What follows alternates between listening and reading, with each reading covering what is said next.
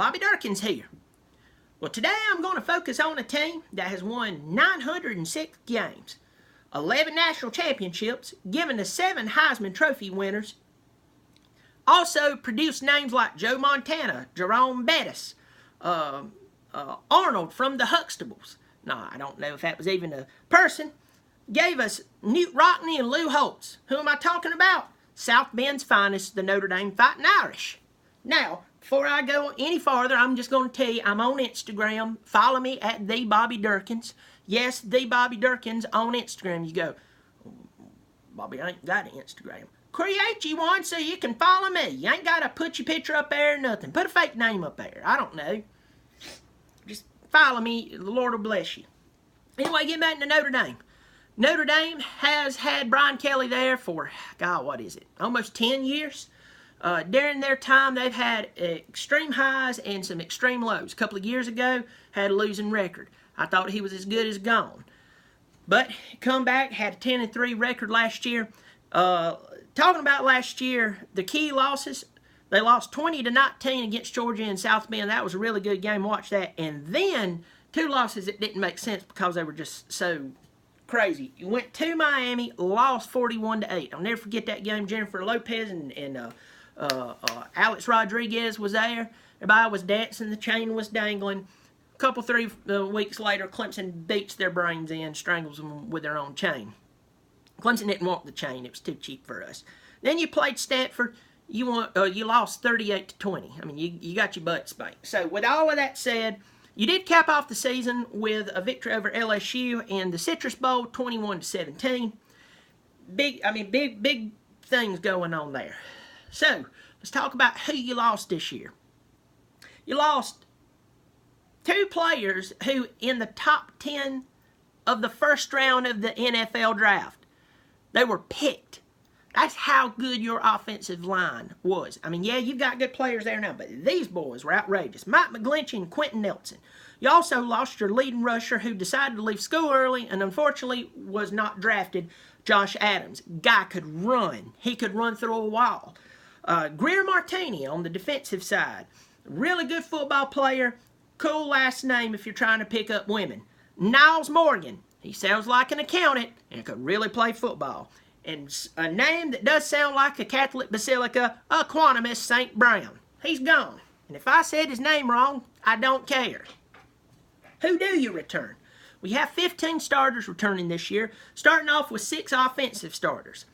Your quarterback, Brandon Winbush, was the second leading rusher on the team with over 800 yards rushing. Ish Youngin had 14 touchdowns and 5.7 yards per carry. That's really solid. That's really good. Throwing the ball, which a quarterback's supposed to be able to do unless you're playing at Army or Navy or Georgia Tech, he threw for 1,870 yards, 16 touchdowns, and had 6 interceptions. Here's the problem. He threw the ball 275 times. He completed only 136 passes out of that. For all you nerds out there had to look this up, that's 49.5%. Didn't even get 50%. Now, I'm going to tell you what you're going to do against a quarterback like him if you're playing against Clemson or Alabama or somebody with a tough defense. Michigan, who you played the very first game, what they're going to do is they're going to take the pass, or they're going to take the run away. They're just going to focus on the run because the pass ain't there. But we'll get to that in a second. Quickly going down the line, you return Dexter Williams at running back, 360 yards off 39 carries. That is 9.2 per carry. As he carries the ball more, that's going to go down. But if he can stay around 5 yards per carry, 4.5 yards per carry, you'll be fine. Returning 6'5" Chase Claypool, he had 402 yards receiving. Miles Boykin, makes my lips expand. Boykin, he's 6'1", 253 yards. On the defensive side, you got Drew Tranquil, the old tranquilizer. You got Tavon Coney, who had 116 tackles. Good Lord, he was busy. I bet he slept good after games. Julian Love, 3 interceptions. Jerry Tillery, and then, of course, Greer, South Carolina's finest, Troy Pride. He is playing for them. I'm telling you, the old rhetoric that Notre Dame ain't playing anybody is wrong with this season. In fact, the past 4 or 5 seasons, 3 out of the 4 they've had a pretty tough schedule. According to the experts, this is a top 25 schedule. So if you've been listening to your uncle who acts like he knows football and he spews off a bunch of stupidity and the only thing he has to show off is that ugly car, his ugly wife, and his ugly yellow flaky toenails, you need to stop with the rhetoric and you need to look at the schedule. Did they have some easy teams on this? Yes. But I'm just going to tell you, I'm pumped about doing this because there's a lot of teams we do know. Speaking of pump, went over and seen a friend of mine the other day. His wife, they have a little infant. She's doing the breast milk. And she said that she had to step away and pump. And I realized that when she says, I'm pumped, she actually is. You can use that somewhere. First game. Team I just previewed. The Michigan Wolverines. I know. Y'all been off for a couple of years. Now y'all are getting back to this thing. Have a big rivalry. You're two of the winningest programs in Alabama in college football history. Okay, I get it. I understand it. I understand what I'm about to say is going to piss you off. But considering all the people you lost, people they have returning, their offense does not have a lot of hope of being just amazing other than that quarterback who just transferred in. And he still has to prove himself there. Different, I mean, he went from Ole Miss way up there to Michigan. I mean, where it snows in July. I mean, so that's kind of different. Anyway, I hate to tell you this, you're going to lose that game. Their defense is outrageous. I just don't see you winning that game because you lost so much. And I know you had a good recruiting class, top 10 recruiting class. You got that Jerkovich Youngin, and you got some good defensive players. But I'm telling you, I just don't see any explosiveness with the problems you had throwing the ball last year, and the players that you've lost. You're going to lose that game. Next game, play Ball State. Biggest alumni from there that I know of is David Letterman, and that's all they have. Y'all are going to beat Ball State. Next game, you play the Fighting Doctors of Vanderbilt. Oh, Lord, I tell you, the last time that I was this excited to see two smart schools play was the last time I took Bobby Dirkens Jr. and Bobby Dirkens Jr. down to the side of the road to throw rocks at the homeless. Actually, I was more excited for that than this. Y'all are going to beat Vanderbilt, beat the crap out of them. Then you're going to Wake Forest. Wake Forest is not the sucky Wake Forest of old. Are they some powerhouse juggernaut? I like saying that. No, they're not. But they're way better than what they was. You got to focus on them. But I believe you're going to beat them. I believe you're going to beat Wake Forest. Tried to get tickets to that game. I'm going to tell you right now. No wonder y'all got so much money. The tickets are outrageous. Good Lord. I'm telling you. Lord, that was awful. Next game, you're going to play Stanford. It's going to be at Notre Dame. No, last year they thumped you. And they're going to thump you again this year. No, they won't thump you.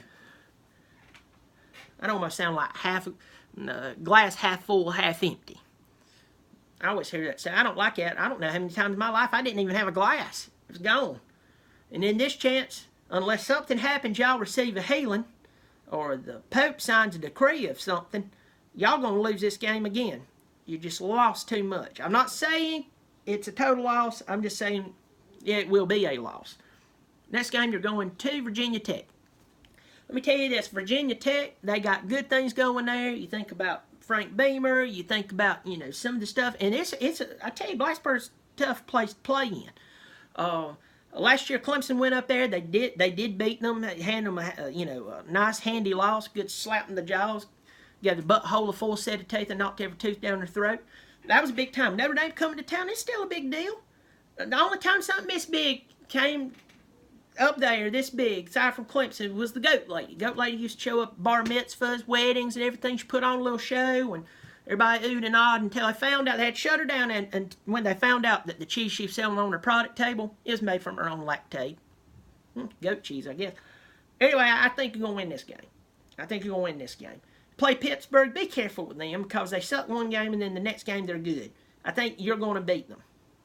You'll beat Pittsburgh. Have a game off. Then you go to San Diego, California to play who?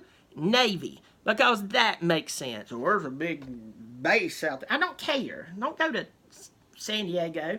By the way, we all know that out there in California, everything is known to the state of California to cause cancer, including this game.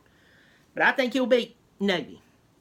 Then you drive about 2 hours or so up the road to Ryan Field, Evanston, Illinois. For all of y'all that don't know it, that's Northwestern. Pat Fitzgerald's a good coach. And I think that at this time of year, around this when y'all are playing on November 3rd, is when they start to get a little better. When they give everybody, including themselves, some hope and they make it to a bowl game. Better be careful, but I think you win this ball game. This next ball game, I actually said that I think Florida State would actually lose to you guys.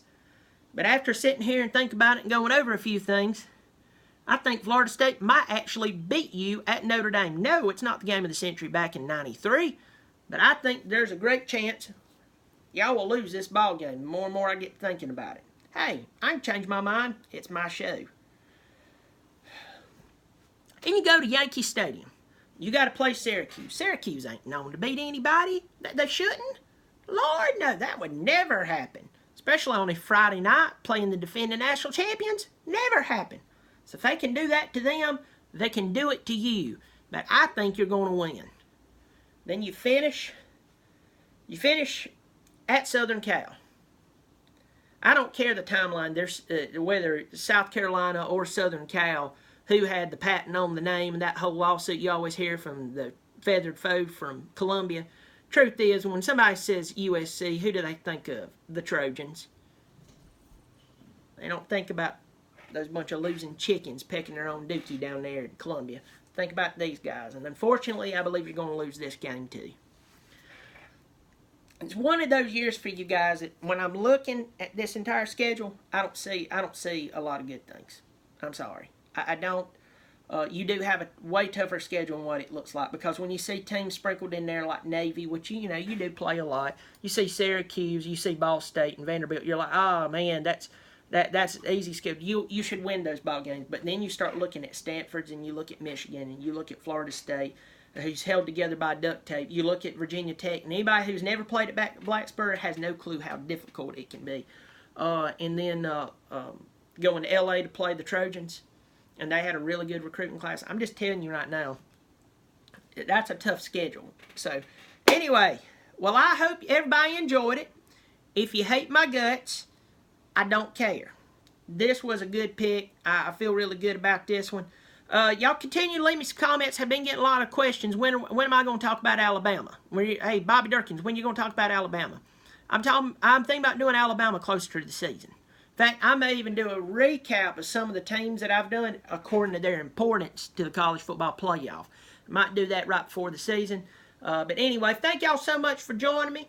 I hope you enjoy it. Go follow me on Instagram. Subscribe. Send this to a neighbor. Somebody who, I don't know, think about jumping off a bridge and ending it all. They'll hear a few of my lines. Hope will be restored. This is Bobby Dirkens saying that I'm right, and if you disagree with me, you're wrong. Bobby Dirkens.